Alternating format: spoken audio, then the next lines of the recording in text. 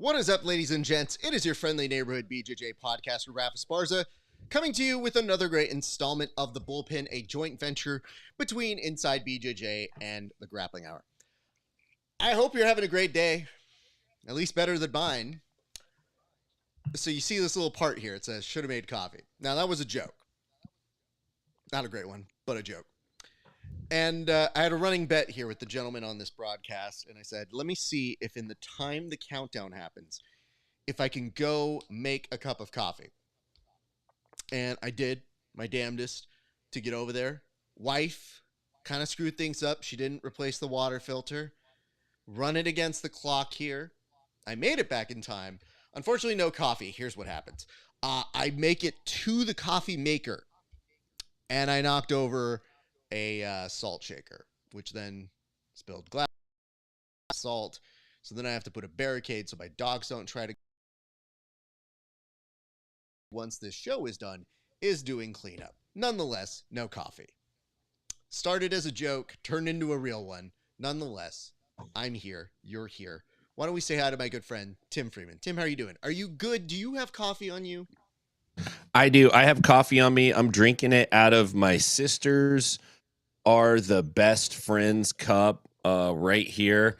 And I'm feeling real good, man. I'm training, saying my prayers, taking my vitamins, hanging and banging, humping and bumping, dude. I'm ready. It's another installment of The Bullpen. I'm stoked to be here, man. Let's maybe not do humping and bumping like immediately after saying you're training. Just as a thought. I'm a Hulkamaniac. What can I say, man? I can't help it. What? Not the time to be a Hulkamaniac. Honestly, there have been better times in the past. This is not the time to go down that way. I'm doubling down. I'm getting in when the stock is low. I'm buying low right now. How low you looking to go here, Tim? Because I didn't know you could get lower than negative regions. I'm talking penny stock. Okay. Well, speaking of penny stocks, why don't we go to our good friend, KEVIN SHERRILL. Kevin, how are you doing today, sir? I'm doing good, man. I also came prepared and had my coffee. I already finished it. I got my Star Wars mug. Yeah? I'm a fucking dork. Yep. So are you a huge Star Wars fan? Is this something that we didn't know about you?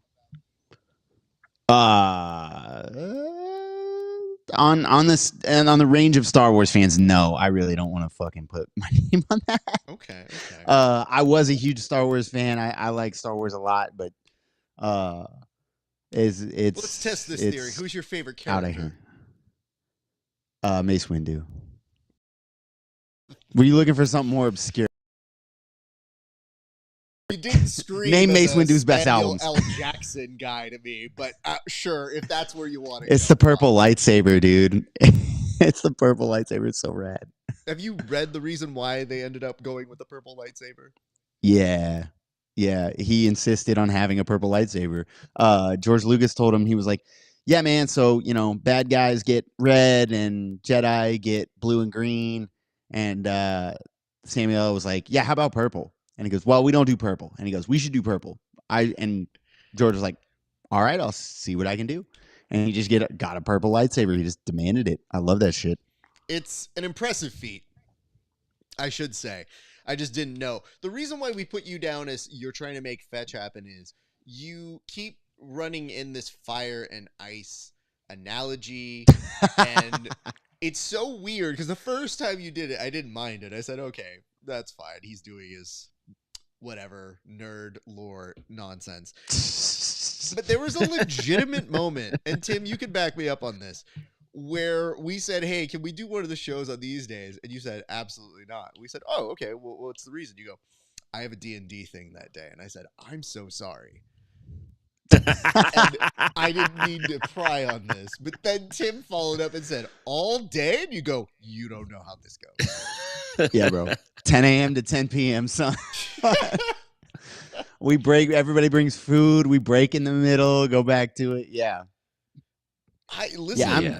I'm all for it. I'm happy for you. Listen, it's just the trail of breadcrumbs was there. Like, y'all, this is something that, like, I'm currently wearing a Lord of the Rings shirt. There's comics on the shelf behind me. I see the comics behind you, but in knowing true KEVIN SHERRILL lore, I know that just because everything seems a certain way doesn't necessarily mean it's true. For example, when you tell us I fly planes and I kind of poke at it and I say, currently? And you go, no, as a child. I go, oh, that explains it much better now. But when You know, have like a we all did. bookshelf and you assume all of those have been read, I say, no. Not catching me twice here. They just might be on the shelf or have come with it. So I have learned to make some adjustments there. Yeah, the set. I think there's a dressers put couple those- I haven't read. I think there's a couple I haven't read. I'll be real. All right. And you know what? The weird part is you tell us this, but I can't see the shirt. So what does the shirt look like? What does it say as a Lord of the Rings thing? Because I would have never gotten it. It's Theoden's speech for the Rohirrim charge in Return of the King. Yeah, okay. Anyway, wow. Oh, no, actually, that's pretty dope. I can't hate on that. All right. Listen, man, I have style. It's, it's really fucking dorky. I have a special place in my heart for stuff that's like super dorky, but at first glance you don't pick up on. Like, it just looks like this could be a band t-shirt. You have no idea.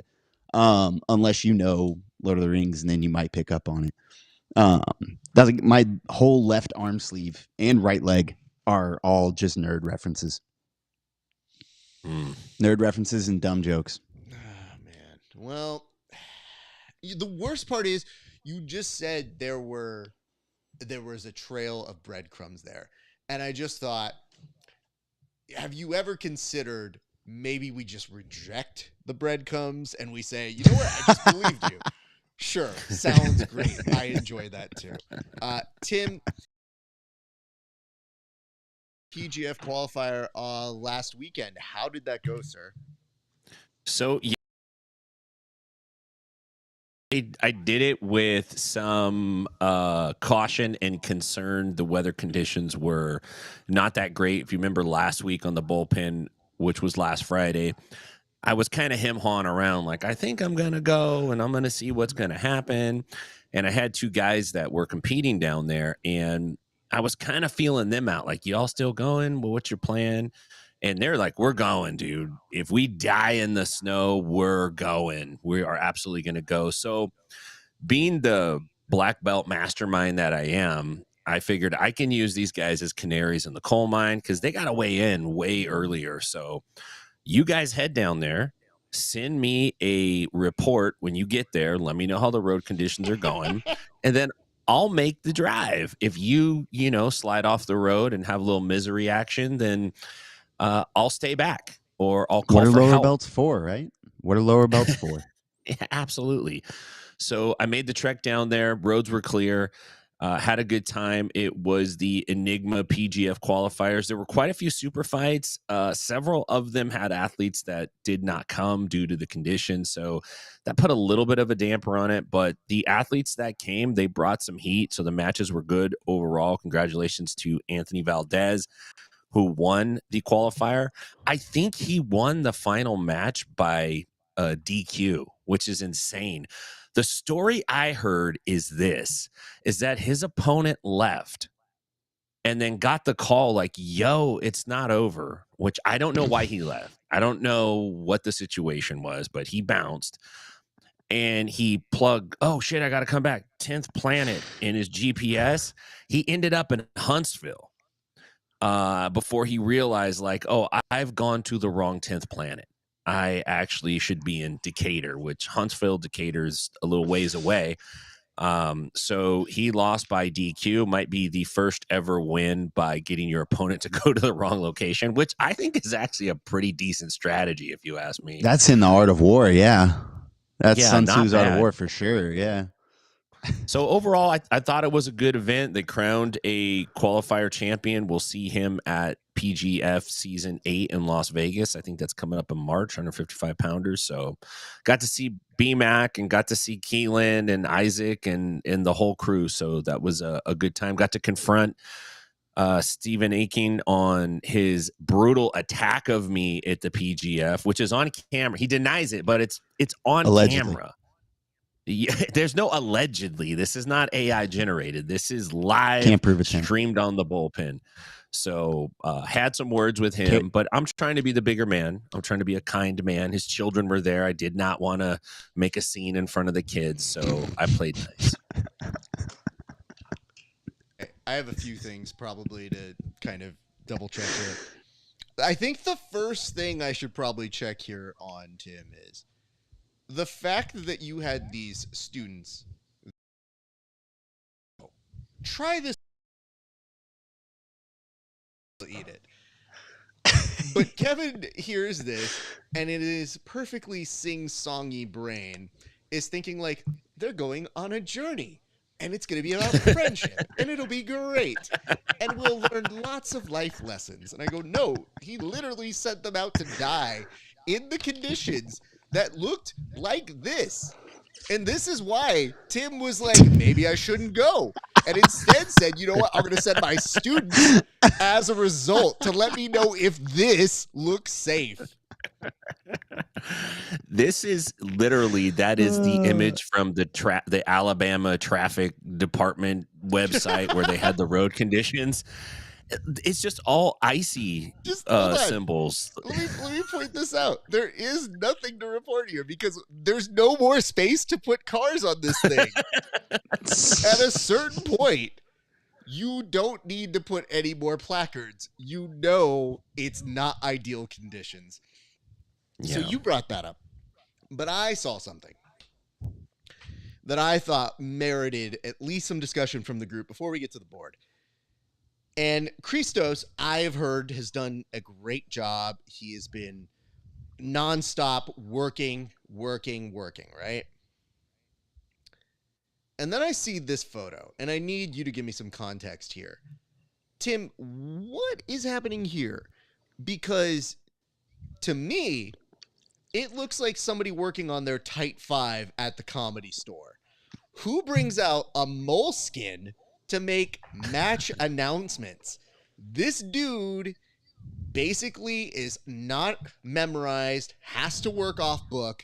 It's not great. I paid for my comedy show, sir. So what was happening with this young man in this moleskin book? And I say this as a moleskin fan.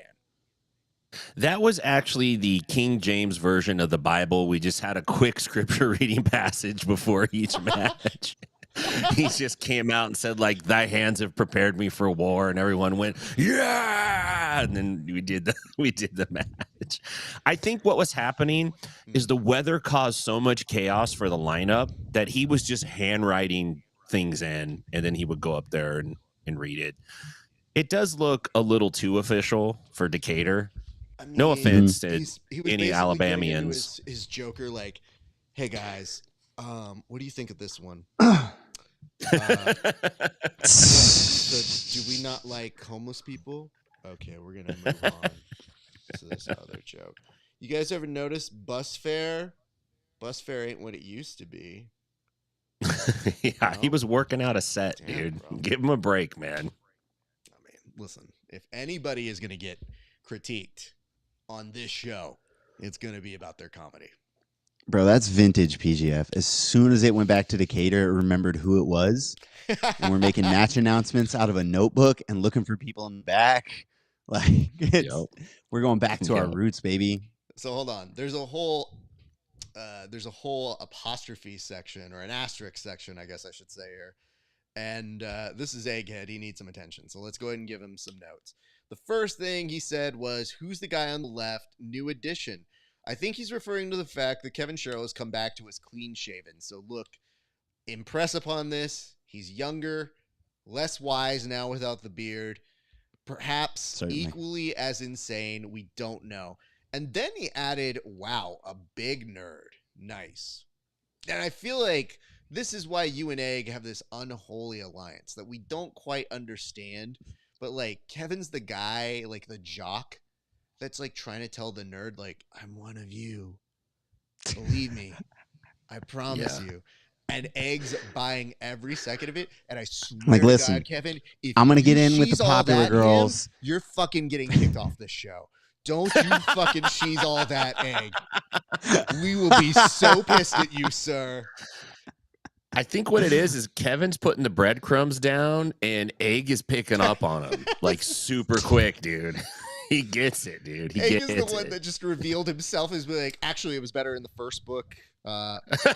Starts off a little bit rough, but if you finish it all the way through, I mean, it's great. The Hobbit trilogy, underrated, would say that.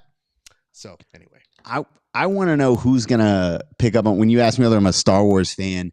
Who out there is a Star Wars fan enough to know like how loaded that question is? And I'm like, man, there's no way for me to answer this in a succinct time period. My feelings about this fucking series of movies, these dumb movies about fucking space samurai. I got a lot of thoughts. We're gonna get there, man. Look at what you do for a living. You do professional simulated murder. It's not that far off. So I do feel like everybody has their own noble cause. It's just when you're sitting there being like, Raph, how dare you? How dare you ask me with only a minute on a clock if I'm a Star Wars fan? I was like, no, it's a pretty open and shut fucking question. Yes, no, we move on. That's all. Speaking of which, here in a second, or at least your notifications, but yes, it does look like there's been some new information dropped about CGI Dose. That's what we're going with on this name. And yes, it does look like the very first team is fully pronounced. So Tim Freeman, what can you tell me about the latest announcements for CGI Dose? So CGI Dose, it's a 8-team quintet style battle to find the best team in jiu-jitsu. The question last year was who's the best guy in his weight class, and I can't remember where the cutoff was, but they determined that last year, gave each guy $1 million. This year, Craig Jones was like, let's figure out who the best team is. The only team that I know for certain that has been selected or at least published is the 10th Planet team. So that's Gio Martinez, Alan Sanchez, PJ Bart, Ryan Aiken, Kyle Bain. That's a pretty good team. Like, that's a good quintet style team. There were also a couple of rumors that got floated out there, and I want to give those to you real quick. And these were potential lineups for New Wave, which is interesting, and B Team. So we got from B Team, Krellenstein, Joseph Chin, J-Rod, Declan Moody, Nick Rodriguez. That's a tight team. And then from New Wave, we got Dorian Oliveras, Taza, Bodini, Luke Griffith, and, of course, the champion of all time, Gordon Ryan. So there's some names being floated out there. AOJ could put up a really stacked team. Atos could put up a stacked team. So these are the things going out there right now. More importantly, the VP of grappling from one championship, the one and only Tom DeBlas, came out and clarified just real quick, because I know everybody was thinking about it. He made sure that everyone knows there are no scheduling conflicts with ONE FC and CJI2, so we should expect to see the ONE FC athletes competing in CJI2. Thank you for clearing that up in January, because that was high on my list of concerns and worries about CJI2. I'm just trying to get in the building right now. That's all I'm trying to do. We can get in the building. That's what I want. Everything else is gravy, but I'm looking forward to it. CJI Dose.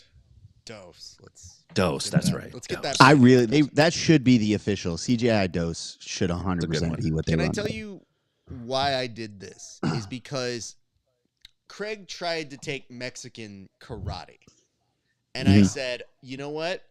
I'm going to take it back from Craig. So I'm going to do the branding on this show as CJI Dose, because it's my way of reclaiming the whole Mexicanness of this. Because I'll tell you, a little jealous, I never came up with Mexican ground karate first. Nonetheless, you've seen the announcement here. Kevin, you are somebody who has probably already put together some groups in your head of who could be teams. Is it a strong move, or is it maybe a little foolish to put up one team this far in advance? I'm hoping that the Bullpen gets in as the official pre and post show, and I'm hoping that y'all lose me to CGI Dose, because we have a lineup, American Top Team does, that we would love to submit, but we don't want to I don't want to. I'm sitting here thinking, man, do I even talk about it? Because there's some cool fucking names that I really think, but I don't want to talk about it. I think it's a little. As soon as you set your lineup, everybody else is going to be making sure that they have a lineup that can beat your lineup. And if there's only one lineup out there, they're going to lock in on you. It's the curse of like if you're the title holder for like the UFC, there's like 8 guys behind you that are all just watching you and trying to beat you and make sure they can beat you. They're not looking at each other. They're looking at the guy who has the belt. If you're the only name, the only list of names out there, everyone's going to lock in on you guys. So I think it's a powerful play if you're trying to make sure you're in the tournament, and I think it's potentially going to bite you in the ass when the tournament actually comes around. I thought it was bold, but I also have a fear, which is that I've seen enough EBIs to know that sometimes the advertised poster does not make it to the actual event. Now, granted, they're very usual list of names that you would expect to be as their 5.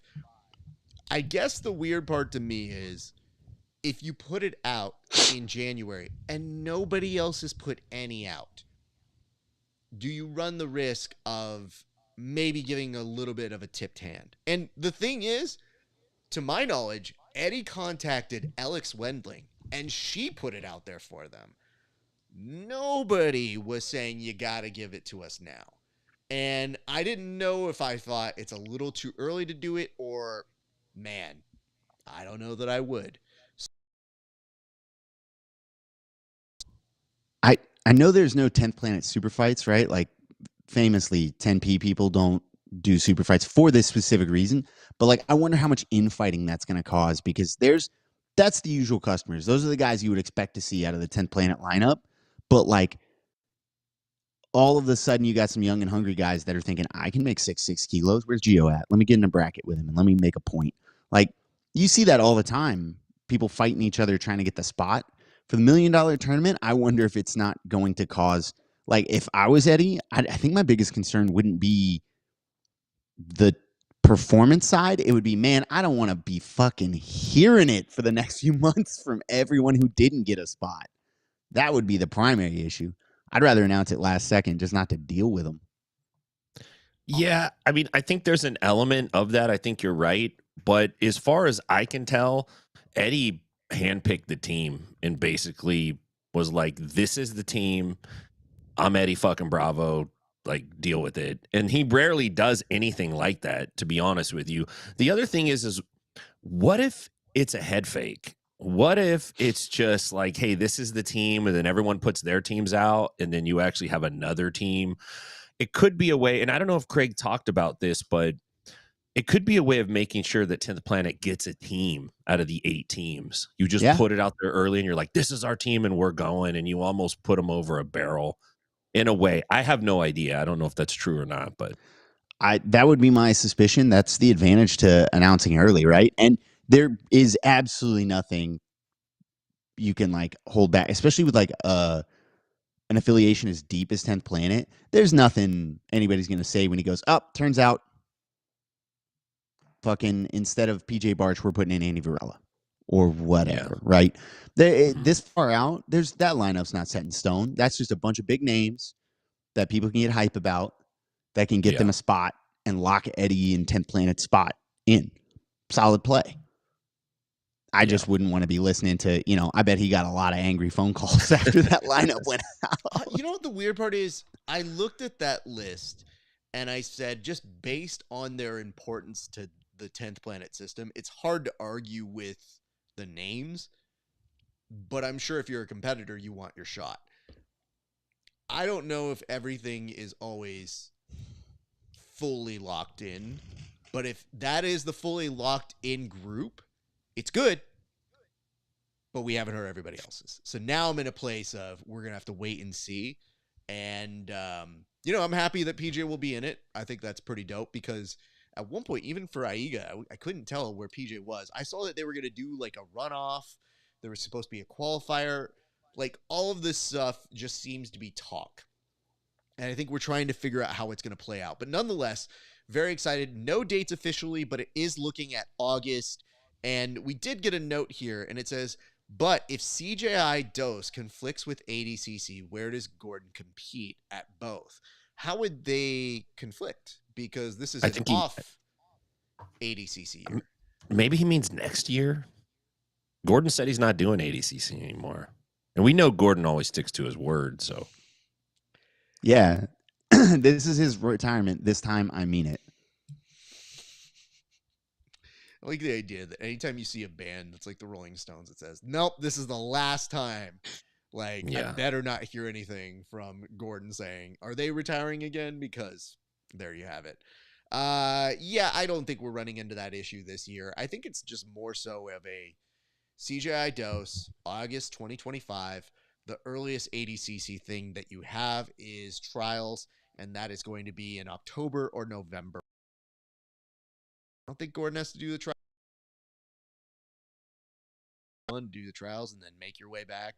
And all of us just say, like, can you just find something else to do? Like, yeah, listen, man, the spotlight can be off you for a weekend, dude. Like, wouldn't it be crazy if I did trials, right, guys? Yeah, man, that'd be fucking crazy. It's just fucking amazing. Nonetheless, we will move on to our next topic, which is there have been some announcements about who's number 126. It's coming up sooner than you think, but over here we obviously have Jimenez being put there, but he's got a very good dance partner in Elder Cruz, but that's not the only announcement. One including J-Rod did make the waves this week, and I'll start by asking you, Kevin, is there anything that excites you about the upcoming Who's Number One card? Yeah, I think Sattler versus Sainz could potentially be a very interesting matchup. That's the one that I'm like, got my eyes on. It's in my weight class, obviously, but like Sainz has been on a tear. Sattler's been on a tear. Their styles are diametrically opposed. They both want to play the top position. Neither of them, they're both willing to attack legs, but they're hard-nosed highlight reel hunters.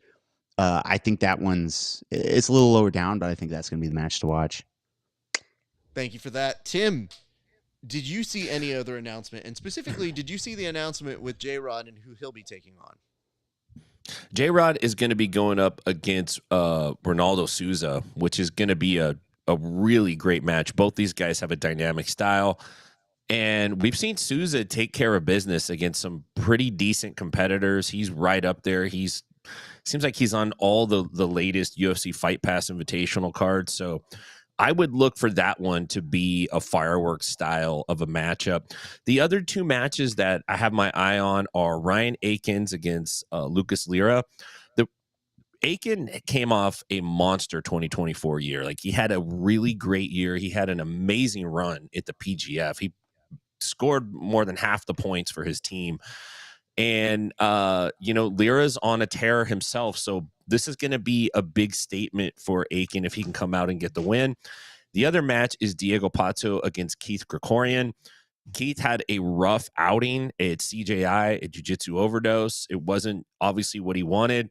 He lost to Pato in the 2022 ADCC, I think in the first block. So he definitely wants to get that one back. Pato right now in WNO. So there's a lot on the line there. And Keith is he's like a grappler's grappler. This is a guy that's going to show up.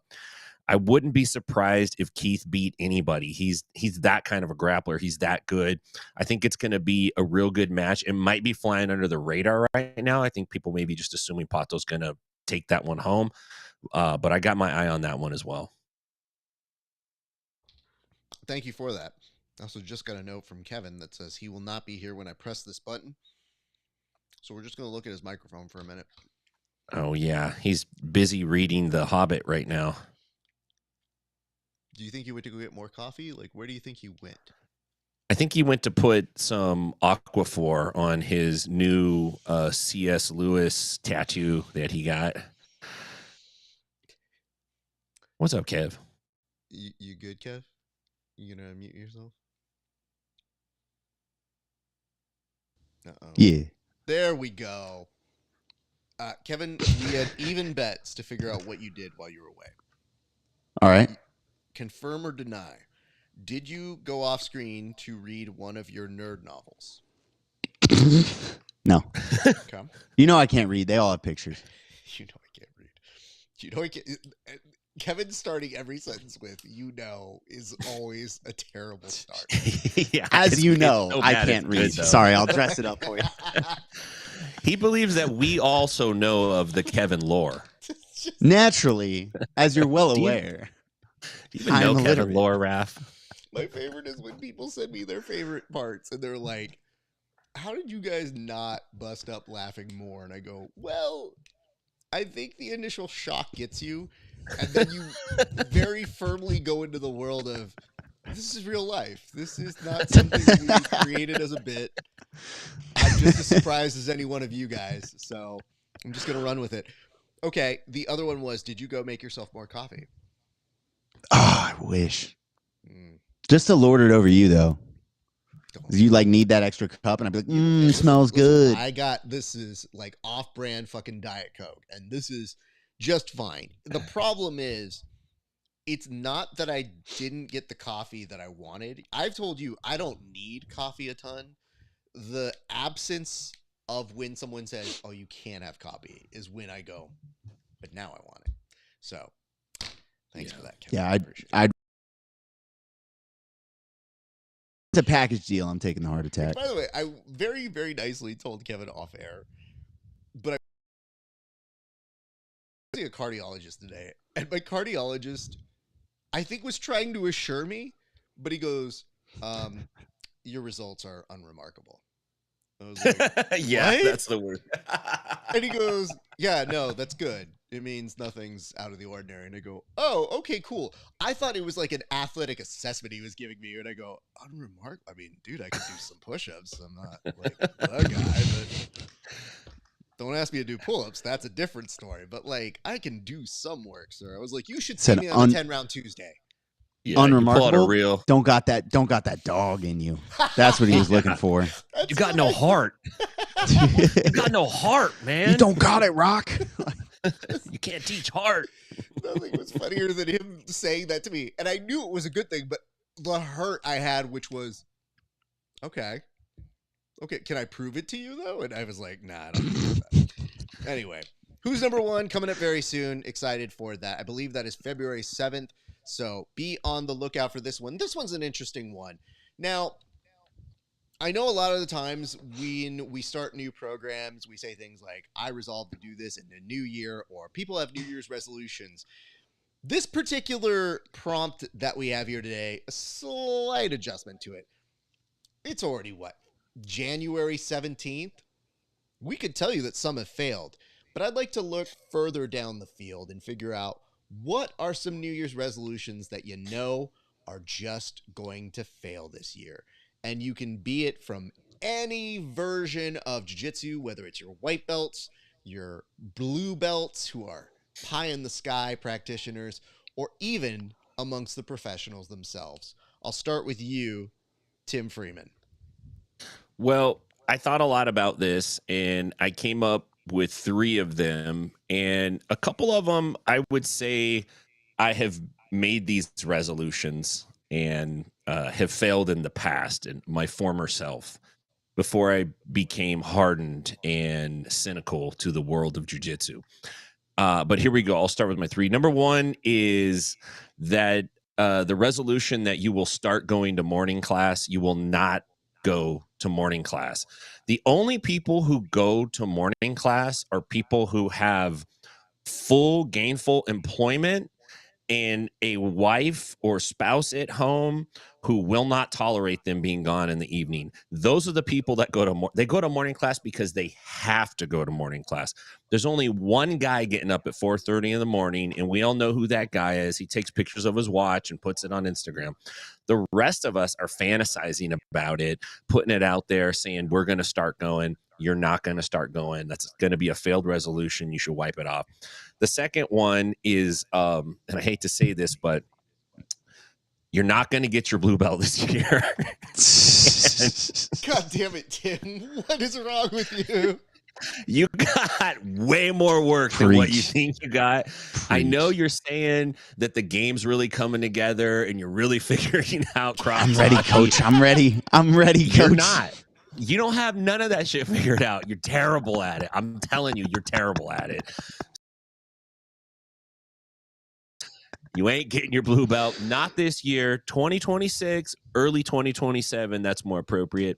And then the last thing that is going to fail because you're going to get tricked in the end, and it's happened to me the last 3 years, this will not be the year that you cancel Flow Grappling. I guarantee it.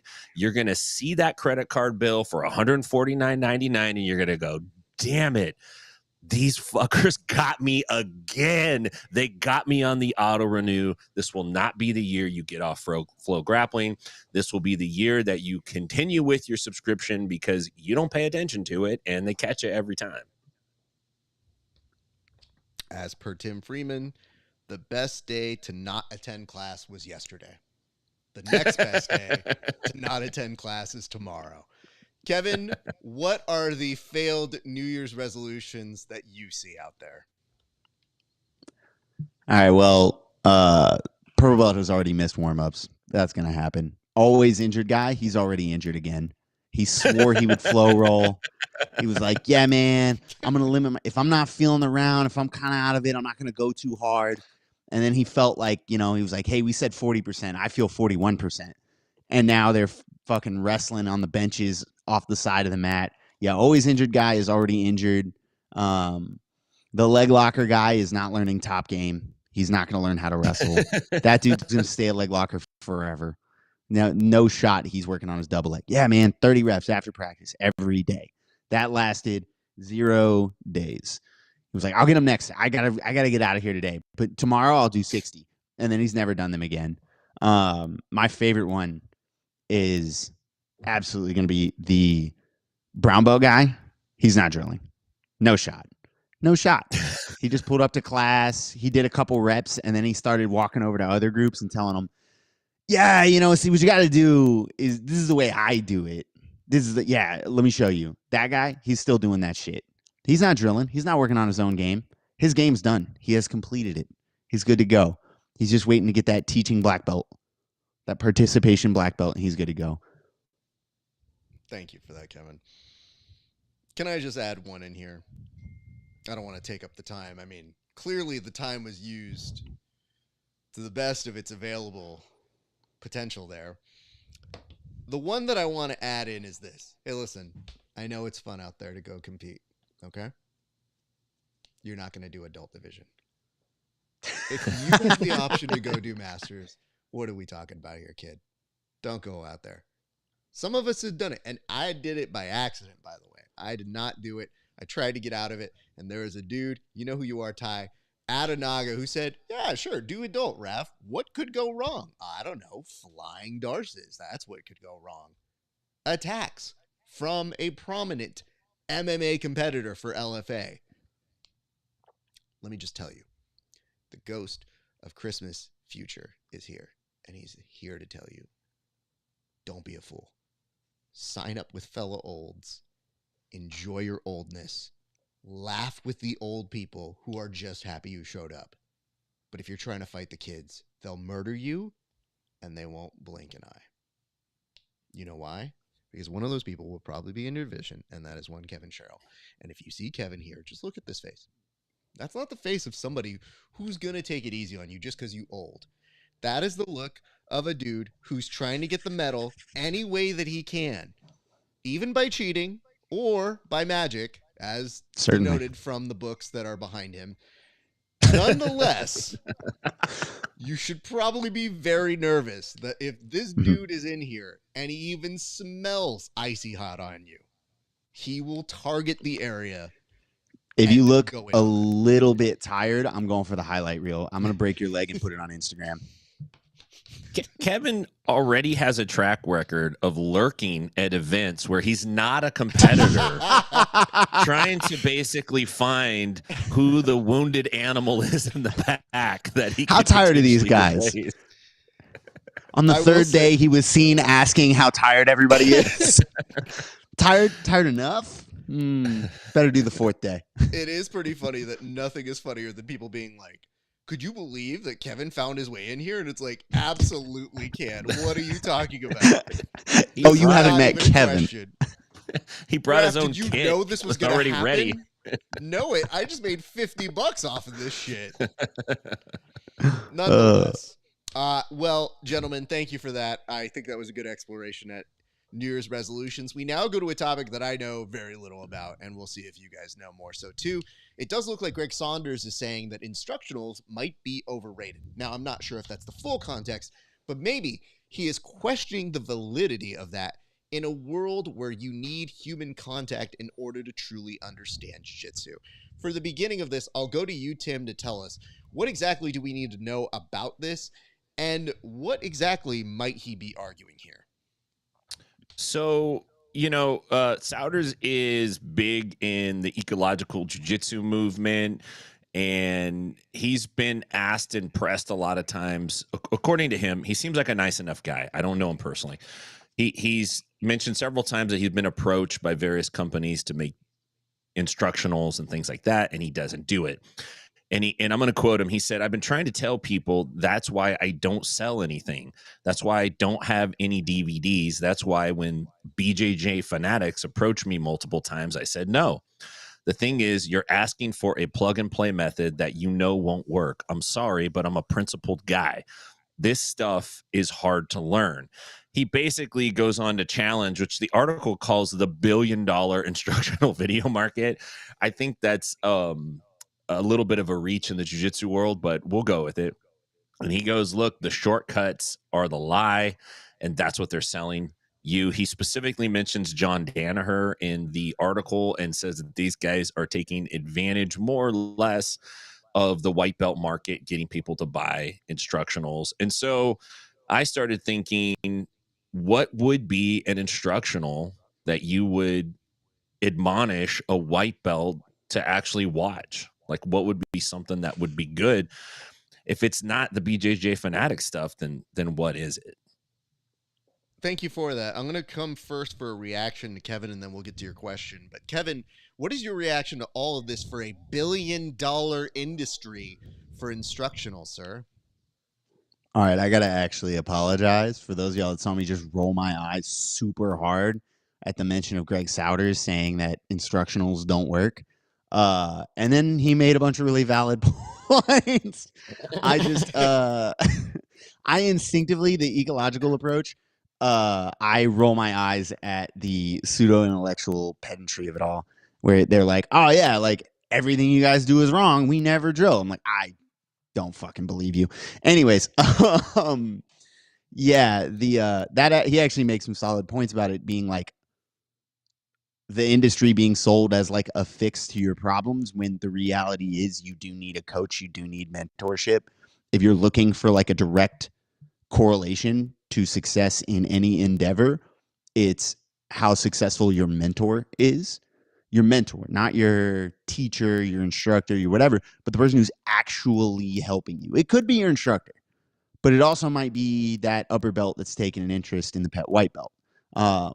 So he actually makes really good points, and I rolled my eyes hard as fuck out of hand because I instinctively have that reaction to anytime somebody's like, yeah, this established thing doesn't work. Happens all the time in jiu-jitsu, and it drives me nuts. But he's actually, I agree with a lot of that. I think instructionals are largely commercial endeavors and not necessarily teaching tools. They can be helpful. Don't get me wrong. Instructionals have helped me in the past, but they are largely commercial. Can I bring this thought process up here? Because maybe there might be a simpler solution, which is that he might have a beef on where they're being targeted. In my experience, it's not necessarily even the students that are the most avid consumers of jiu-jitsu instructionals. It's usually instructors who are looking to try and shorten the amount of time they need to spend going elsewhere to get new techniques, new concepts, new things. Because for me, I feel like that's part of the gig when you're an instructor is you have to be caught into this world of, well, what are you guys doing? And I don't have time to go to everybody's gym. I would love to, but it shortens the time, the distance, the space. So I don't know if it's a big secret out in this world, but there's a lot of fucking instructors. So it wouldn't surprise me if those sales, just based on instructors alone, would be pretty high. Now, the issue is that you get a lot of never-do-wells who are probably thinking to themselves, if I learn this one DVD, I'm going to change my life. But I have a problem with that, which is, isn't that everywhere? If you literally watch a YouTube could also be weaponized against you. Do you know how many fucking ads tell me how much passive income I'm just letting go by? Right. Like, it could be used against you. You just have to have some common sense and say, I don't think that's for me, sir. So when I see somebody putting out a video, an instructional that's not necessarily for my game, I don't say, fuck these clowns. I go, I don't think that's going to work for me. Good luck to if it works for you. And most of the times, I think we're just in a boom. And I think it's a way of trying to put a wall up and saying, I don't believe this is the way forward. I think you need to have in person, which is fine. I think that's a real argument. I think there's some validity into saying, like, working with people and playing games and doing that sort of stuff. That could be great. But let me just remind you of something. The biggest criticism I have seen about ecological approach is that it's just new marketing. And it seems that that's the issue with this. So the one thing I would profess, if I am one of these people, obviously you're going to have more insight than somebody like me. But I know good marketing when I hear it. And bad marketing to me is always professing this is the only way to do it. So I think what you do is say, that might work for you. I think long-term, you're better suited from this. And that may be what he's arguing here. I don't know the full context. I just know that from this one particular thing, it's a different way of thinking. And one thing I do want to point this out, and this has really been like seeped in my consciousness recently. I know we like to give shit to the way that people learn and saying like, oh, students, I only learn like this. I only learn like this. Have you ever thought that sometimes your instructors only teach like this? Like, sometimes they're trying their best, but they don't instruct like other people.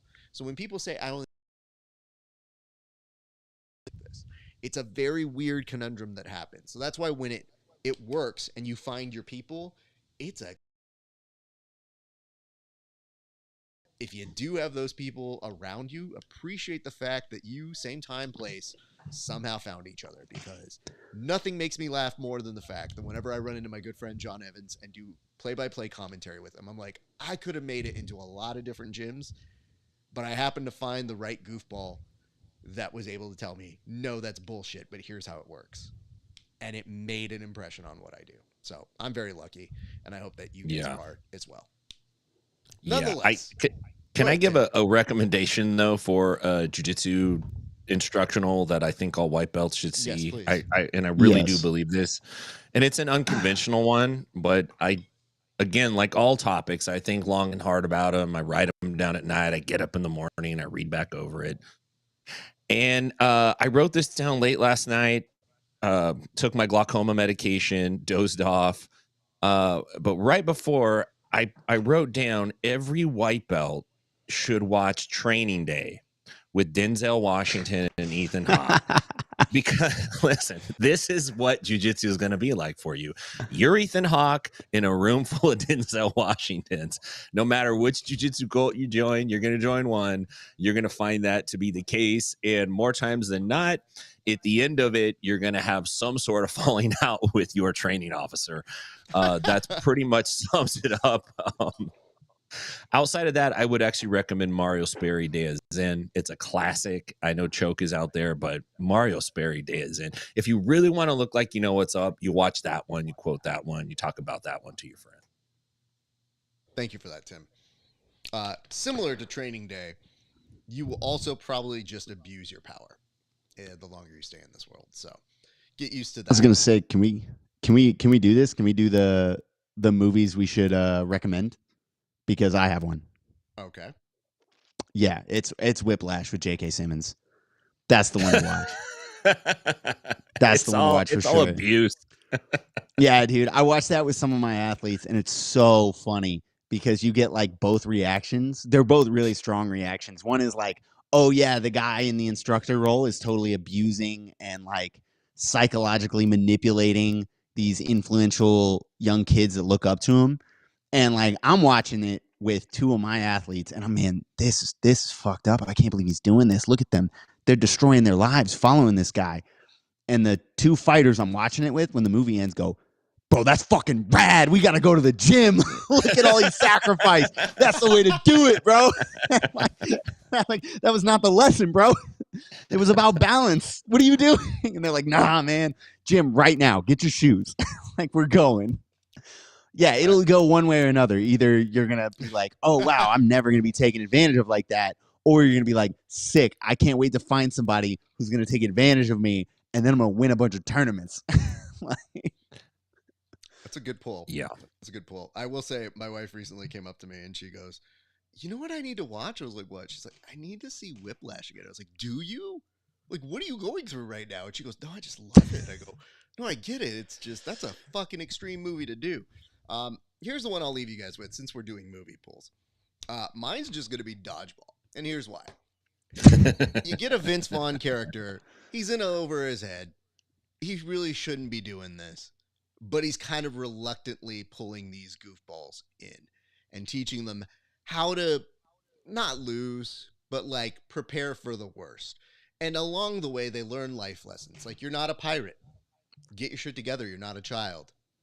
By the way, yeah, you guys suck. It's important you know these things. For every successful gym out there that's like, I need a true mentor. It's like, no, you might also need someone that just sets you straight. And every once in a while, it's good when someone says, you know, guys, take that as a win. You kind of beat the second place team. That was a good day at the office. Anyway, life shit. I'm going to go back to drinking now. And I think that has an equal place in this world. Anyway, gentlemen, I digress. We should move to our next topic, which, Tim, you put up here as the ZUCKOVER. So it would appear that Mark Zuckerberg, the Facebook Meta founder, if you would, kind of experiencing a little bit of a midlife crisis.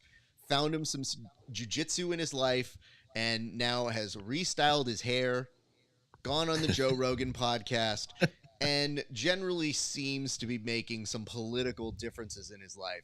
So I guess I'll start here by asking you, Tim, is involved in the ZUCKOVER, if you would? Well, you know, I think you're right. It has become obvious that Mark Zuckerberg, he's in the mid to late stages of his jiu-jitsu makeover. And this happened to me, by the way. This has happened to lots of people that come into jiu-jitsu, and maybe they have low T. Maybe they were in a house where they had a lot of cats. Like, there's like 6 or 7 cats lived in the house. They just didn't really get a good, strong expression of combat and that masculine energy. And they find it at jiu-jitsu, and it kind of wakes something up. And it makes you do things like perm your hair, tease it out, get colored contacts put in, tan, go to the doctor, get on some TRT, start lifting, start punching bags. So we can see all these things have started to make a change in Zuckerberg. And it got me thinking, what else is left for him to like really complete his jiu-jitsu makeover? And I got a couple items here and I want to throw them out, and I'd like to hear your guys as well. Number one is, if you're going to really fully complete the jiu-jitsu makeover, you have to start teaching the kids class. That's like 100%. You have to do that. There's no other way to really complete the makeover without being the kids class instructor.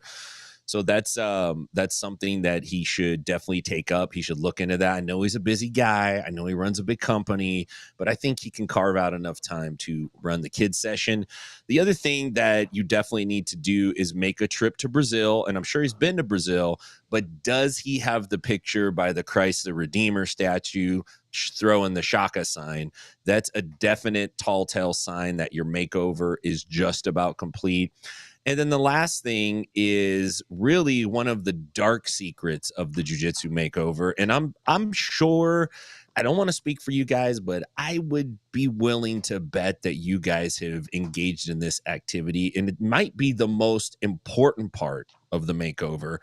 And that is to start shit posting under your troll account on Reddit Jiu-Jitsu. It's extremely important in your jiu-jitsu development that you start engaging in that online warfare for the betterment of yourself, for the completion of your makeover, and really for the uplifting of the jiu-jitsu community. And then it also gives me fodder to talk about once a week on this show. So jiu-jitsu changes lives, and we know that, and we can see it. Zuckerberg is a prime example.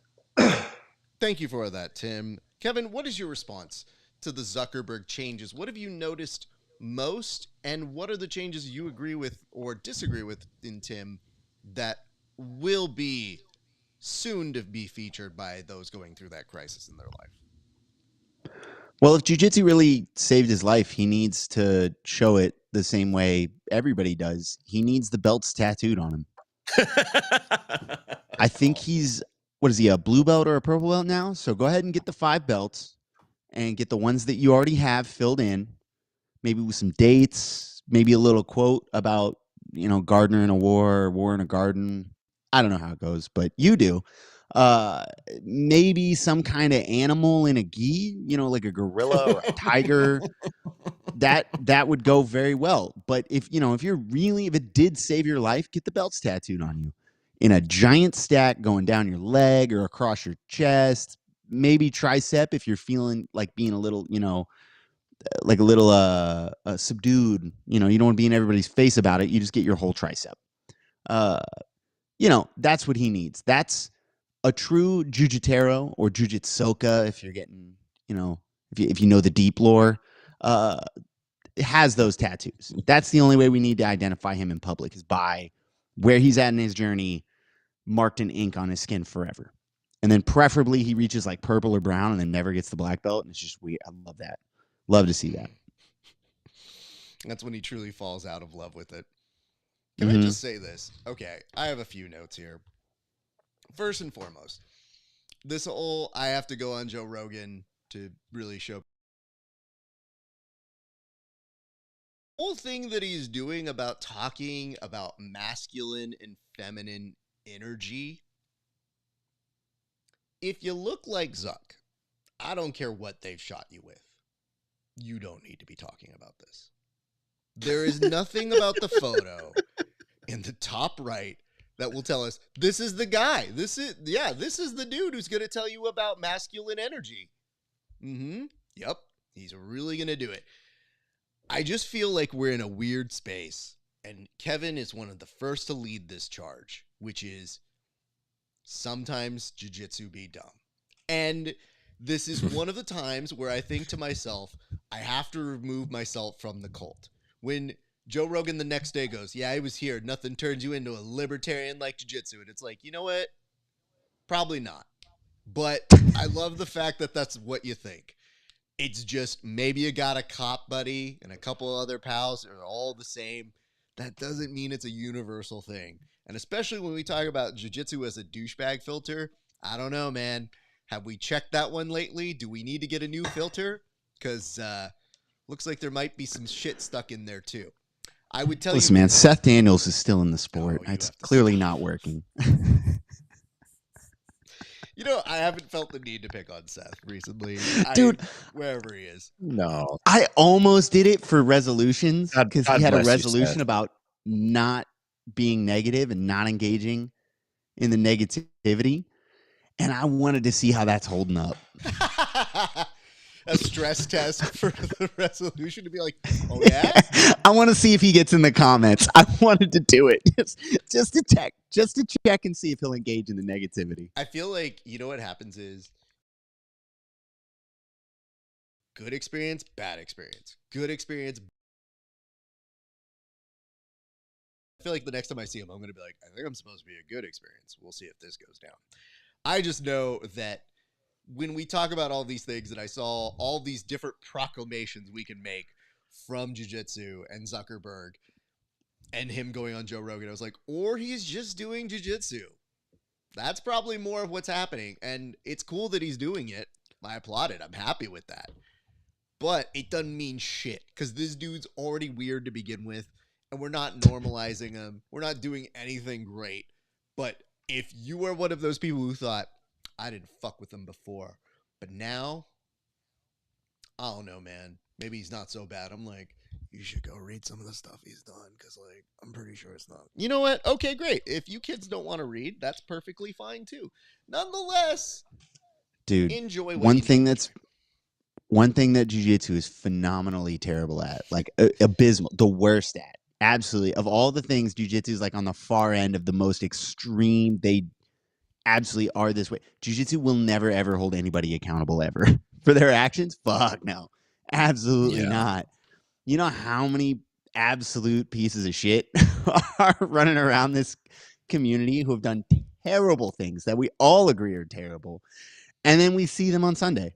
We're like, hey, and like I see people shaking their hand and I'm like, are they allowed in the building? What do you mean? I'm not even going to name any. You can see Raf's face because he's waiting for me to fuck up and say somebody's name. I already did that once. I only get one per show.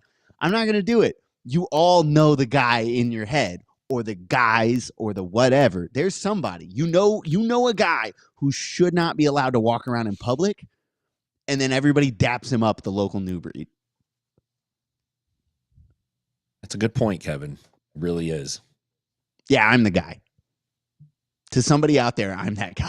Like, this You dude shouldn't be allowed from out there. tournaments. You are. Yeah. Someone actually took action against you. Yeah, They I've been said banned you're from places longer in the jiu-jitsu allowed. community. Yeah. I think I've had Damn, they people- actually held me accountable. That's crazy. Just to let you know, I've had people over the years in a comment section try to drag me and be like, you interviewed this person. I was like, because they won. Not because I like their politics. They just won, dude. And they're like, yeah, you platformed them. And I was like, from 10 years ago? Jesus fucking Christ. Okay. The person you already know who he is, that guy, I platformed that guy. The guy you know about already. Okay. Yeah. And nonetheless, we're going to move on, but I will say this. To Zuck, I'm glad you're enjoying jiu-jitsu. It's a complicated thing. I don't know what else to tell you, but the real signifier here that you're part of the community is now you got to get roasted, because that tells me if you have a real jiu-jitsu experience or not. A lot of celebrities can get the star treatment where it's, oh, kid gloves, you guys are great. No, if you're truly in jiu-jitsu, you're getting roasted as fuck. So welcome to the community. That's how you know you're real. That's what real people feel. Hopefully, see you soon on the mat. We move to our next topic, which might be another installment. Before I press this button, just know one thing. RAF ESPARZA is good at a lot of stuff. Really good. Spends a lot of time plugging this stuff away. I did not change the theme song. And here's why. Because it's extra work and I just didn't do it yet. I will in the future, but for now, enjoy something that says PGF Court, even though it's Bullpen Court. You know the difference. You've been here, I guess, for whatever one. Anyway. We should just cut all of it. Should just be, the only edit should be just the word bullpen as all the Swear to God, Kev, I was going to do it live. I was 100%, if I didn't have to put on this fucking I'm so stupid robe, sorry. I was 100% going to be like, bullpen. Just kind of pop it in. Not to say it still can't happen. We'll see what happens here. All right, go ahead. All right. In 3, 2, 1, go. Boxing is real. The participants are not actors. They are not skilled enough to be actors. They are actual hosts litigating on behalf of the athletes and the audience of the PGF at an undisclosed underground court in Las Vegas. Both parties have agreed to dismiss the internet and settle their disputes here at Bullpen Court. There we go. Okay. So Perfect. I almost had it on sync perfectly. The only thing is I had to commit to not putting on the fucking robe. So we'll see if it finds its way here. All right, gentlemen, we're going to go ahead and have our debate right now, which is, be it resolved, should the next CJI, aka CJI dose, heard it here first, include super teams? What is a super team? A super team means that these are people who all compete together, meaning not some randos from other organizations. They all have to be within the organization or the affiliate. Freeman, Tim, I'm going to put 1 minute on the clock for you. So we're saying a super. I want to make sure I understand this before I levy my argument. You know what? Give me a second. I'll stop the clock for you, but go ahead. We're saying that a super team has to be composed of athletes from the same team.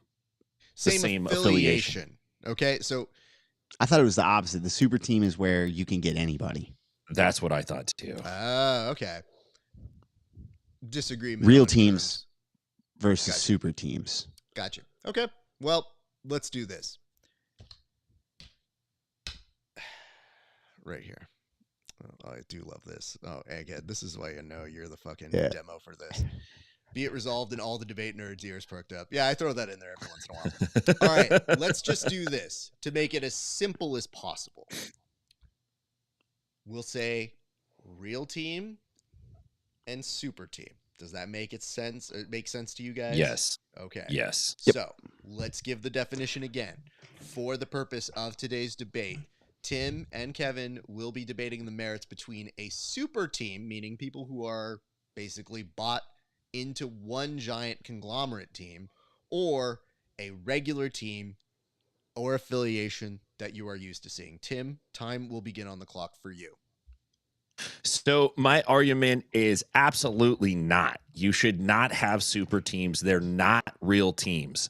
We're in a building phase in jiu-jitsu. We need to pump up the actual athletes and the actual teams that these athletes belong to. And when you have a super team, it diverts attention away from the actual team. Like ATT, teams like Atos Jiu-Jitsu, Art of Jiu-Jitsu. Listen, nobody follows a super team. Neither of you guys can tell me who was on the 1997 MLB All-Star team. Nobody watches the Pro Bowl. You know why? They're super teams. Nobody cares. They take focus off the real team and they put it on the fake team. The only thing I want to see a jiu-jitsu super team do is sing We Are the World. I want to see Danaher running the monitors. I want to see Gordon with half a can up singing because he's got cauliflower on the other side. I want to see Gary Tonin on the keyboards. That's what I want to see. Outside of that, super teams don't belong in jiu-jitsu. They divert the attention away from the individuals in the actual teams. For that. All right, Kevin, I'm coming to you now. You have 1 minute on the clock. Yeah, I'm arguing in favor of super teams. I don't see why in a sport filled with, and I say this lovingly, as one of you creantes, we need to put that much emphasis on the teams. The significance is on the athletes. It's on the individual performance. It's on how well they do individually, not team-based. If you start doing super teams, you start cutting out small gyms, people that are championing, one good guy came out of there beating the odds, but he doesn't have anybody around him. He doesn't have other people. He's just still with his guys, right? As far as viewership, of course you want to have super teams. If you look at all the Marvel movies, everyone has seen the Avengers. Who the hell is out there watching like the third Ant-Man or whatever, right? Like the individuals don't matter. It's when they all come together that we tune in. You get to access all of that talent. Why wouldn't you leverage as much entertainment as possible? Who gives a shit what they call it, right? Avengers versus Justice League versus like, I don't know. I never watched the Aquaman movies. Let them in. Oh, okay. I wasn't sure. That sentence was like hanging off of 4 different modifiers. So it took me a second to figure out, like, wait, is that done? Oh, period. I got about 20 seconds after I made my point. I realized I was still talking and I just. Thank you for that. All right. It happens when you think. For you. The shock and awe, you tell me. Kevin, you now have 1 minute of cross-examination. Do you remember how this works? Yeah. Okay. No, I had them mixed up, but yeah, go for it. Cool. Wait, what do you mean I have them mixed up? Don't worry about it, man. Like, I'm not here for the thinker, but I'm caught up. I'm good to go. It's a Tolkien thing. You wouldn't know about it. First of all, everybody shut up here. the way it works is Tim goes first, you go, then you do cross-examination because you just win. Yeah, I thought he was going to cross-examine me. It's fine though. We're all good. It's good. I thought He we was were going to use our that time to write his questions while I was cross-examining him. kind of. The worst part is, you guys haven't both really been on, so it's been a difficult thing. So yeah, you can tell there's a little ring rust here. Kevin cross-examined the shit out of Tim. A lot's riding on this go. Hell yeah. All right, Timothy, if you will. You referred to these teams as not real teams. When you assemble them together, they're not real teams.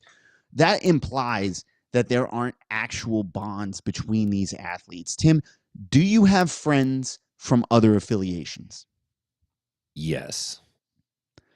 So would you say that the bonds you have with those friends, could you give me a name of somebody, a friend of another affiliation? RAF ESPARZA. Right. Would you say that the bond between you and RAF is just as real regardless of affiliation? Yes. That was a very hesitant yes. Makes me feel like you don't actually like RAF, which I feel like is going to hurt your Honor, case. can I object to that? Because that's totally I'm gratuitous. Very hesitant yes. I just, you mentioned that super teams divert attention, but I feel like we are something of a super team, and we have done anything but divert. We do well together. This is a super team. You would take that away from us? Time. You're out of time, dog. We just have to assume he would have said, yeah, I would take that away from you. Because that is his argument. Noted. All right. Tim, you now have 1 minute of rebuttal time. The time begins. Kevinette. Okay. If you were in a band, would you want to make split it 5 ways, or would you want to split it like less than 5 ways? Could you clarify it? The money. The reward. Which money? The reward? Do you know how bands work? Okay, let's assume they call it. Do you watch the All-Star game? Which All-Star game? Any sport. Yeah, I watch the NBA's All-Star game. Okay, when I used to watch the NBA, I watched the All-Star game. Okay, so you don't watch them. I don't watch basketball. If you had the chance to be on a team, would you rather be on a team with athletes from another affiliation, or would you rather be on a team with your would you rather be on 10th Planet Atlanta or ATT? I'm confused. What was the question? Oh, come on now. He's being willfully ignorant. No, I'm not. I was saying it started as what basketball team would you rather, and then it became which of these two real affiliates. Neither of those is a super team. Both of those are real teams. What I'm saying is, would you rather compete on a super team with people you don't know, or on a team with your homies from ATT? A winning team. So, both. Okay, so it just depends on who's winning. All right, I'm done. We are the super team. That's what I'm saying. I'm going to hold you in contempt if you keep talking. Tim, you have 1 minute for your closing statement. Okay, listen, peoples of the court. I will admit that I'm a little bit rusty. It has been a little bit of time, and my experience with this court is that it's testy and it's temperamental. It could be all 4 seasons in one day. But having said that, I have high respect for this court, and there needs to be accountability in jiu-jitsu, and this is one way we bring it. Super teams are like super bands. Nobody fucking listens. Nobody cares. Nobody pays attention more than one time. It's a popularity contest. It's an Instagram contest. If we want to build the athletes, we should build them as individuals or build up the actual teams and affiliations that they compete on. Outside of that, there's nothing stopping some big organization from throwing a bunch of money at guys and coming in and winning the best each time. You're basically going to have the New York Yankees of grappling. And let me tell you this, nobody, not even Dodger fans, nobody likes the Yankees. So my argument to you guys today is no super teams. Thank you for that. Tim's time has expired. Kevin, your closing statement. Yeah, Tim's mentioned the band comparison, but when bands go on tour and they want a high turnout, they want to put on a good show, they go on tour with other bands. They don't do a solo act. They bring other bands with them to leverage their combined talents, their combined pull to bring in fans of all of them. Something we could do with grappling. When you talk about teams you would like to be on, the Dream Team, which was a conglomeration of opponents from various places who all came together with their very real bonds to compete together for something bigger. Like $1 million sounds like a big thing, right? When you're talking about like, oh yeah, if we do this, then we'll have the New York Yankees of, grappling. That's got an emotional pull for people already. They're like, oh yeah, like I don't even watch baseball. And I'm like, yeah, man, I don't like the Yankees. Right? But it gets you going. It engages viewers, right? If you have the New York Yankees, you're still going to have people formed who they think get screwed over. It just adds another layer of complexity to the game. I think it's has a lot of merit. Thank you, Your Honor. Also, I would like to also note that in my closing statements, I didn't actually attack the fairness and legitimacy of this court. Just saying, like certain what other would be the people. Fairness and legitimacy I'm of just- the court that you're I just noticed that was how Tim opened his closing statement, was with talking about his experiences this court being negative. I haven't had that. I think the court's great. That is noted for the record. All right, gentlemen, my rendering is as follows. First of all, I want to go ahead and bring up the idea that, yes, it was concerning that neither of you knew how to define this from the very beginning. That probably should have been the telltale sign that this is not going to go well. Number two, this was something I was very much looking forward to clipping and showing off to our friends who have been involved in CJI. I don't know that that's happening. Three, I want to say it started well for Tim when he was trying to say there's no such things as super teams that are appealing to him, and making the Pro Bowl associations here got me thinking, okay, maybe it's going to get a little muddled bringing in other sports. And then Kevin said, hold my beer.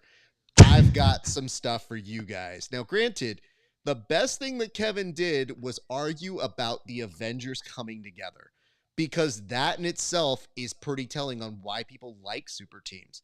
Nobody did go see Ant-Man 3, and that was a huge problem for a lot of people. Granted, kind of trash, but not the worst thing I've ever seen, but still not good. Let's be very clear about that. And then something happened.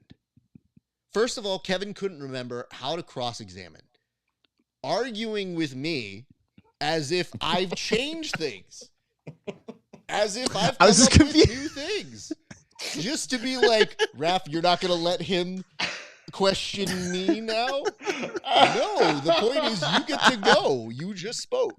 Oh, okay. Because isn't that how we've done it? But no, it's not how we've done it before. Okay, well, I thought for a good experiment in 2025, we would be progressive with our views, but nonetheless, you do you. And then did something on Tim that was irreparable, which was, hey, what would you consider Raph as a teammate? And Tim struggled with that answer. And I thought, oh, is that what we are now? I'm nothing to you. And I swear to God, from that point on, I said, I think this is done. And I'm going to be completely honest with both of you. The next 4.5 minutes of whatever jargon either of you were spitting were so incoherent that Tim re-referenced a previous case of You Like Baseball, which we've already brought into this court and said is not an effective form of argumentation. And Kevin just kind of stumbled his way through a closing statement that just said, stuff. And by the end of it, I'd like to point out that at least I said that Raph's not a bad teammate. Am I right? Am I right? In theory, it should have been a mistrial, but because Tim screwed up so phonetically that it made all of us gleefully happen to watch, Kevin Sherrill, you do win this one by the ultimate defaults of defaults. Congratulations to you. Oh, I love it. Thank you, sir. Your Honor.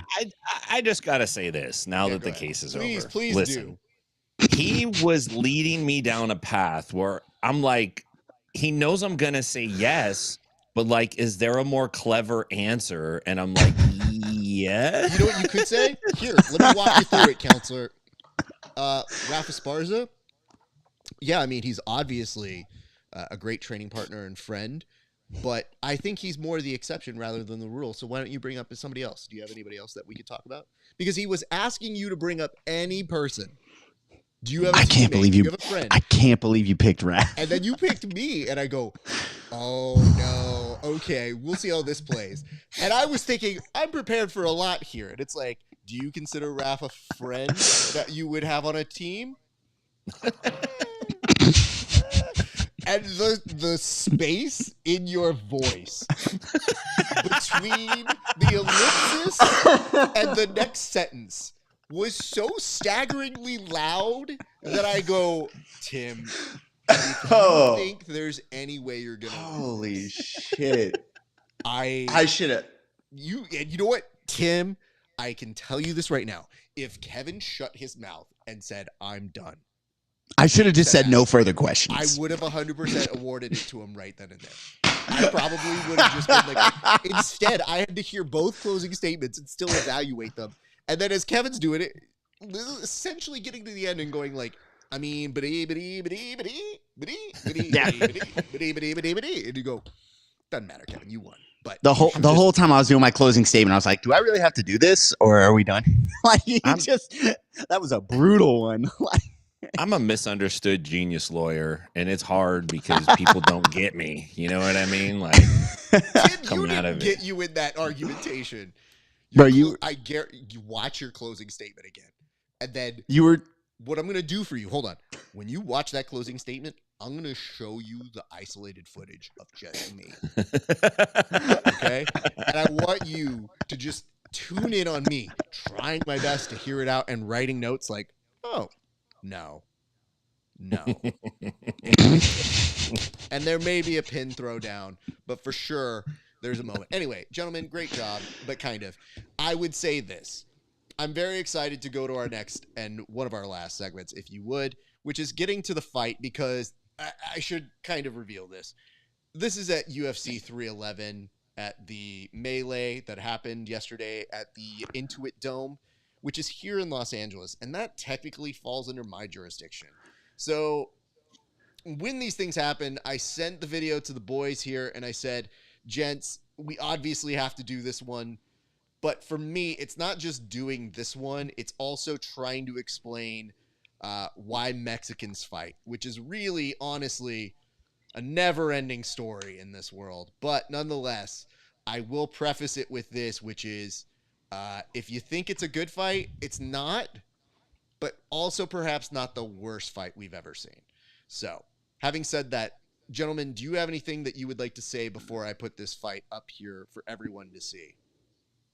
It's a good one. It's a good one? Okay. Well, yeah, let's do I this. liked it a lot. I'm going to pull this one up right now, and I'll walk you through the first take at it. But before I get started, let me point something out. You're about to see some t-shirts. Pay very close attention if one strikes out to you. As we see, gentlemen here, lots of Mexicans angry at each other, getting into some fisticuffs. And yes, this cameraman, untrained. But I want to zoom in on this shirt. What possible hooligan could be involved? Could it be someone wearing a Craig Jones Invitational shirt? Yeah, guys, this one strikes near and dear to the hearts here, because this is somebody who probably has a good sense of humor but got dragged into nonsense. And then you're thinking to yourself, well, let's see how his hands work. Well, first, you see him trying to pull people away. Then you see, bam, this is my favorite hit, by the way, because this dude hits nothing but nothing. That is an impressive feat when you are charging at someone when you make 0% contact. Nonetheless, they go on. They get broken up by this dude who's also, was he holding coffee at this moment? Yeah, this dude, oh no, I think he has a beer in hand, which by the way, I just went to the Intuit Dome. Very expensive, so I could understand why he would want to keep that going there and make sure everything's good. Did it calm down? No. It just looks like a really lazy mosh pit at like a very aggressive alternative scene. But nonetheless, I don't feel like we learn much from this fight. We just get really sad for the fact that these guys probably learned their striking from Craig Jones himself. So I'm going to take my first at bat with it. Kevin, I'll give you the next at bat if you wouldn't mind. There's 2 CJI shirts here, right? Mm-hmm. Like, I'm not crazy. These guys look very similar and have 2 CJI shirts. I love that. They squatted up. I'm absolutely here for it, man.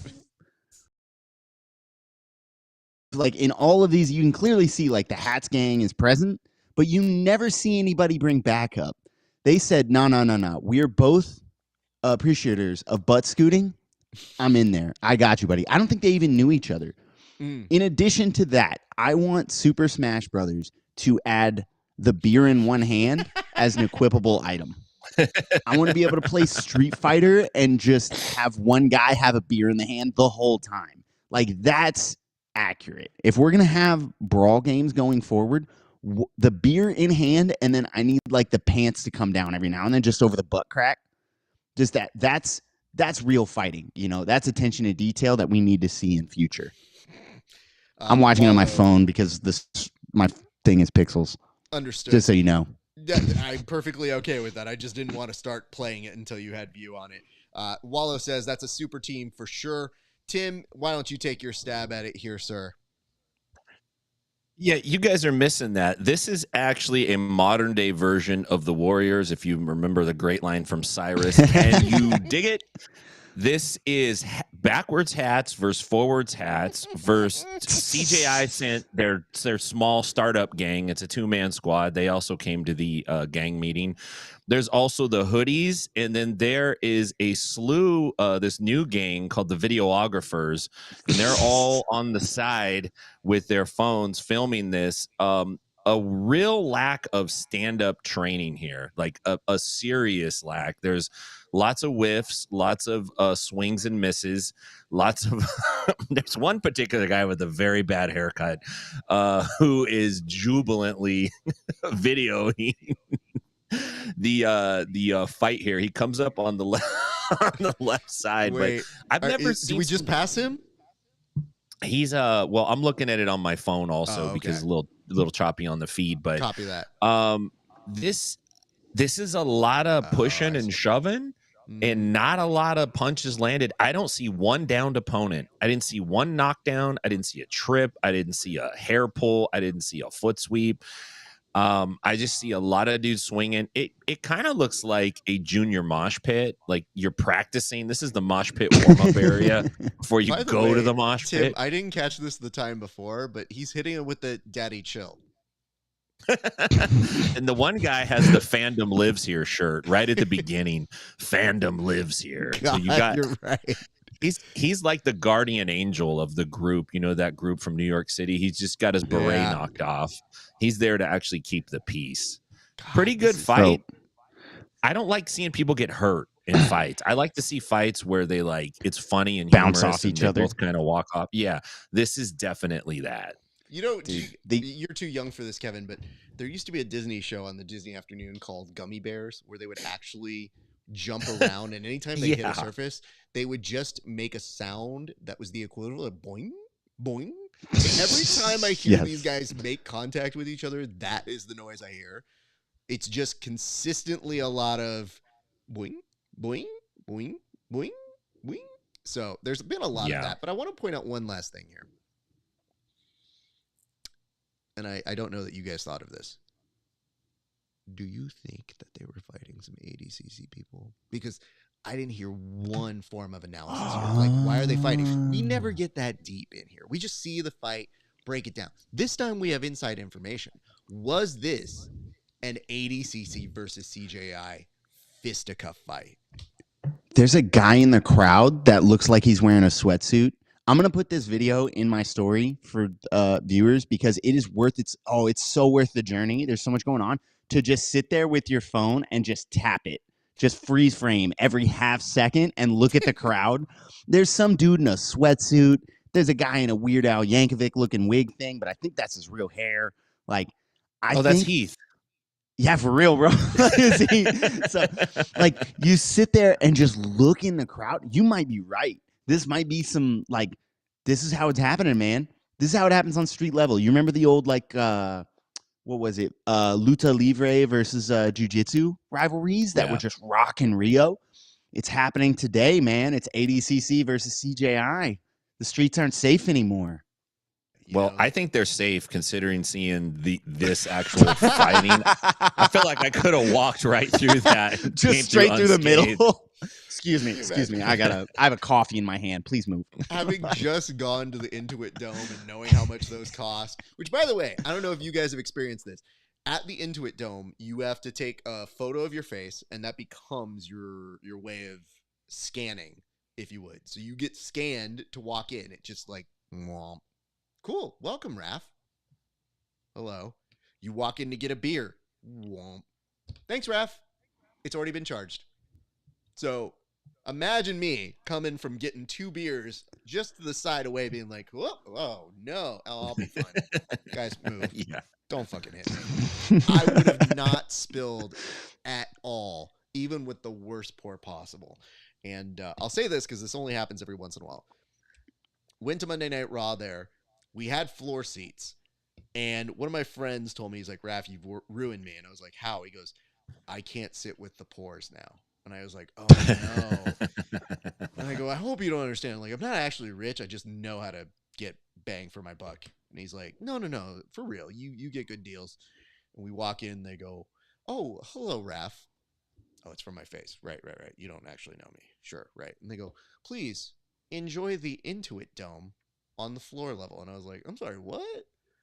Oh, I don't have to go eat and drink with the pours? And there's private bathrooms down here? Guys, I guess what I'm saying is, I saw how much the tickets were going for UFC. Entry level for the nosebleed of nosebleediest, $550 before tax. Damn. And then they changed the main event. So I'll tell you this. I'm all for fighters looking out for themselves. But if I had paid for that, I did not. And I paid that $550 plus tax. And I woke up this morning and I saw someone's back hurt. I would have been like, sir, you owe me that money. Because what the fuck are we doing here, people? And I'm not even mad. I'm just like, dude, it's going to suck. It's not as good of a main event. Islam is going to just dog walk through Moicano. Nonetheless, gentlemen, I think that's going to do it for us. Let's go ahead and plug some stuff. Tim, tell the people where they can find you, sir. Inside BJJ, all your social media platforms. If you're out in Nashville, check us out at 10th Planet Nashville. And if you're out in Stockton, please go see 10th Planet Stockton. Also, the fires are still going, as far as I know, here and there, and people still need help. So make sure if you haven't donated or you're still considering it, that you pull the trigger on that. Thank you for that. If you guys are so inclined to give, the best way you can do that is with 10th Planet Pasadena. Find their Venmo, make donations monetarily because I believe they have enough supply, so much so that they actually ran out of space. They have to go to a new space to do that. So just keep in mind, though, I think even though you donated now and they're saying hold donations, mind you, this is going to be a long fucking recuperation. So know that those donations will probably come into effect. Again, we are going to check in on our friends. This is not a one and done situation. It's going to take a long time to rebuild for them. So let's look out for them. Kevin, tell the people where they can see you. At Kevin Grapples on Instagram, or come by American Top Team Lima or Superfly in Atlanta. Come through, come roll. I appreciate that. Thank you so much. By the way, Kevin, there's a gentleman when you go back to Superfly. His name's Caleb. He's down that way. I think told him to go find you, and I knew you would know what to do with him upon that information. But like, you know what I mean? Like, it's gonna be fun. Yeah. He just got his purple belt, so it's like a good way to introduce him to that world. Give him a little Raph sent his regards. Hey, listen. I'm just saying. This is more for you than me. I built you up. I was like, Kevin's really good. I mean, I've seen better, but I mean, he's up there. Had to slip in the I've seen better. You see what you did, Tim? You started this. Now it's tearing us apart. You brought the negativity to the friendship, and now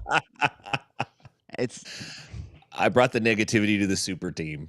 You really nailed me on that when you said this is a super team, and I'm like, damn it, Kevin. The best was then looking at Tim going, well, Tim, what are you going to say? And Tim goes, don't worry, I'm going to find my way through this. I'm lost. I don't know where to go here. I just know it's getting real dark out there. All right, gents. Bro, you were thinking 5 moves ahead and messing up the move you're currently on. Yeah. I almost did that. I'm just so anyways. Good times. Good work, you guys. All right, guys, I'll close this up. Thank you so much for watching another installment of The Bullpen. My name's RAF ESPARZA. What you just witnessed is a super team who can't really keep it together. Dude already left. He already knew. He was like, I gotta get out of here. If they cut back to me one more time, this shit's going to get even worse. Nonetheless, we thank you for watching. Find me at Grappling Hour. Lots of new interviews coming up very, very soon, including one interview with Matt Mash that's going to be coming on the YouTube. A lot of other friends are joining us in the near future, so look out for those at Grappling Hour. And you can also find me patreon.com/Grappling Hour, Apple Podcasts, Spotify, rate and review where you see it. Check out rafesparza.com/merch for some new merch. And ladies and gents, that's going to do it for us here at the Bullpen. Thank you so much for making us the destination where you come to talk some bullshit and enjoy what is happening in the jiu-jitsu world. On behalf of all of us here, it's been a great day for grappling. We'll see you back on the mats.